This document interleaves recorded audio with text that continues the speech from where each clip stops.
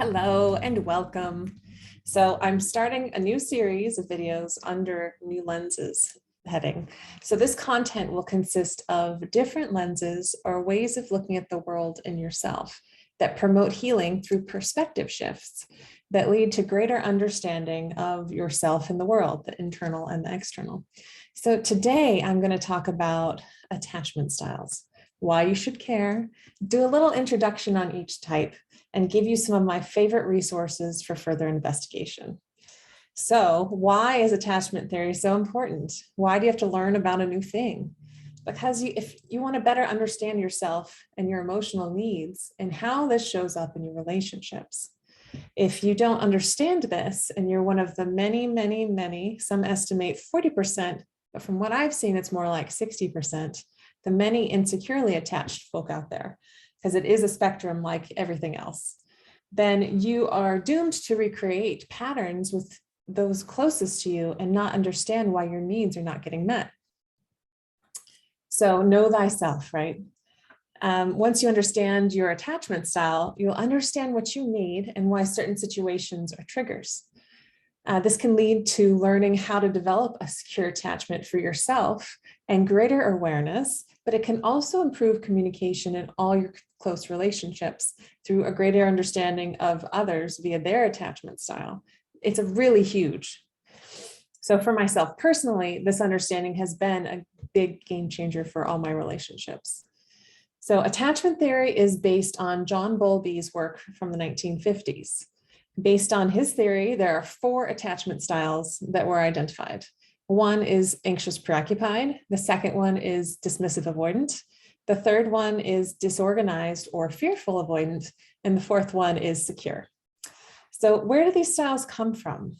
They develop early in life and generally remain stable over time. People with insecure attachment styles can put some intentional effort into resolving their attachment issues in order to become securely attached. I'll give you some resources and suggestions at the end of my chat today. So it's human nature to seek contact in relationships, to seek love, support, and comfort in others. In fact, according to social psychologists, the need to belong is one of the main forces that drives individuals. From an evolutionary perspective, cultivating strong relationships and maintaining them has both survival and reproductive advantages. After all, most of us do need to belong, and we want closeness and intimacy in our lives.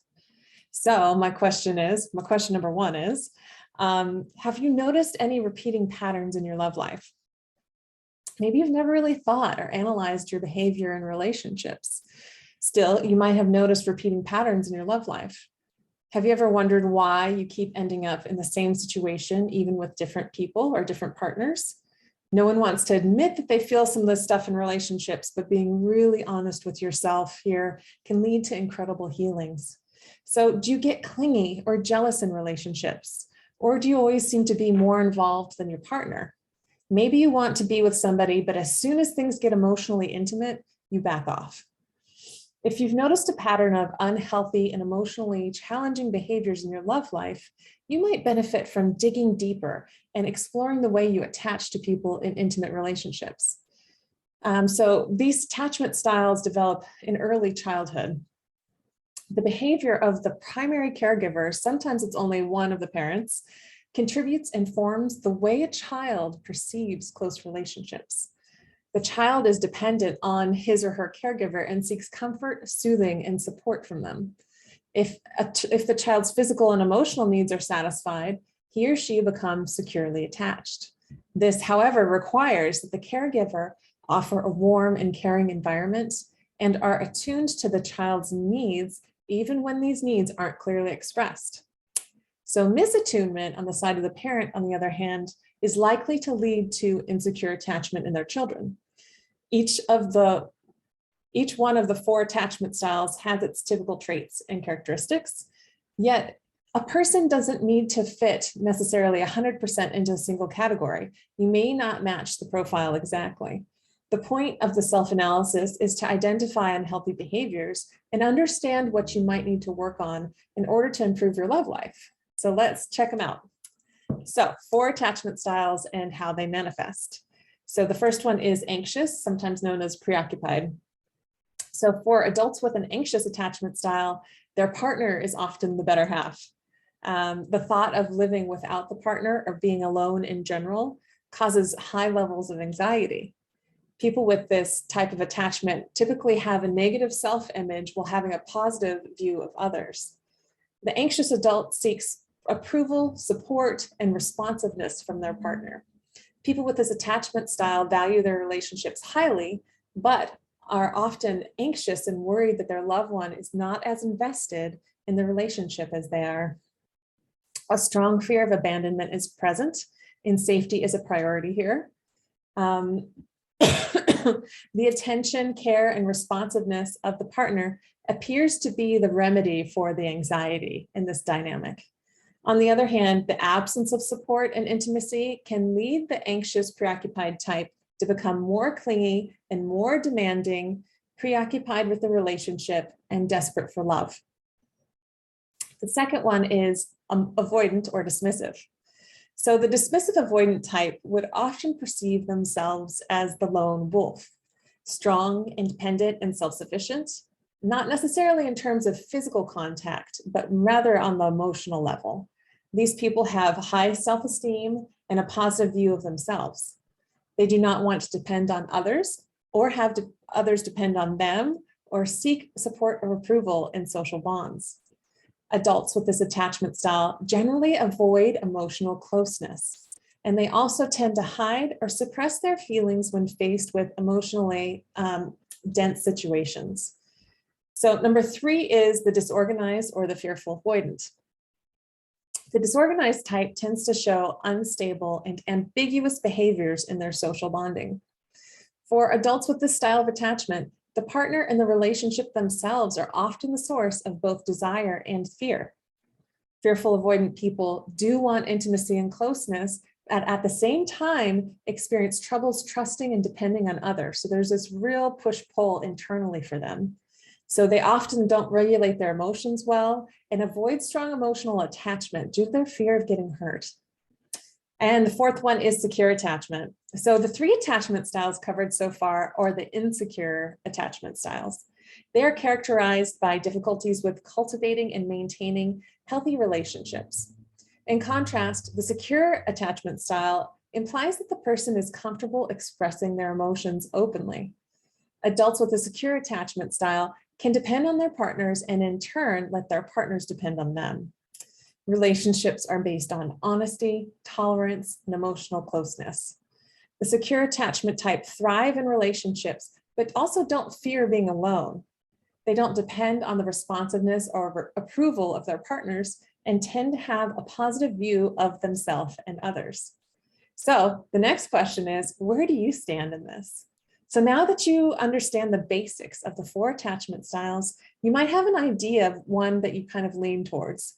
You can also take a quiz to help guide you.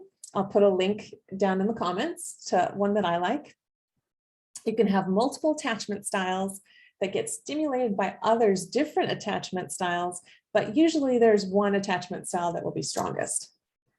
It's completely normal to recognize features of different attachment styles throughout your history of intimate relationships. And attachment styles can change based on major life events or even with different partners. An insecurely attached individual can form a secure bond when they have a securely attached partner. A person with a secure attachment could, in contrast, develop an unhealthy relationship behavior after experiencing trauma or losing a loved one. So there's no need to fit in any specific profile. So after knowing all this, when might you need help with some of this and understanding how it fits into your life? So chances are that many of us don't fully belong to the securely attached group because it is a bit of a spectrum. Even if we think we have stable relationships, there might be patterns in our own behavior that keep bothering us or keep us stressed, keep us from being happy. Unfortunately, some individuals will recognize themselves in one of the 3 insecure profiles, the less healthy ones, more fully. So it would be useful to have a therapist that focuses on attachment issues to help. This can This is because strongly expressed insecure and unstable attachment styles can cause anxiety, depression, and other mental health issues. So there's also online courses, workbooks, and videos. I do want to point out that we're on this planet to see our own stuff reflected back to us via other people that we're in close relationships. And that's the purpose of this for us. It's for our healing, but we just have to see it. And even if you have spectacular self-awareness, it's so easy to miss some of the gems in our healing. And so it's best to have a therapist to help you navigate these waters. Because the thing is, this struggle is simply not necessary. There are so many ways to heal and to recover from attachment issues. So now, what do? Learn about attachment theory more, right? So you can take a quiz next to determine your style. I like the attachmentproject.com. I'll put the link down in the comments. And they also have workbooks and other information. Learning more about your style and potentially a partner's style would be very useful. The Personal Development School has wonderful 5 to 10 minute videos on everything about attachment style. Videos on your specific attachment style and others on how the different attachment styles mix together and trigger each other. It's fascinating. So that link will be down in the comment section.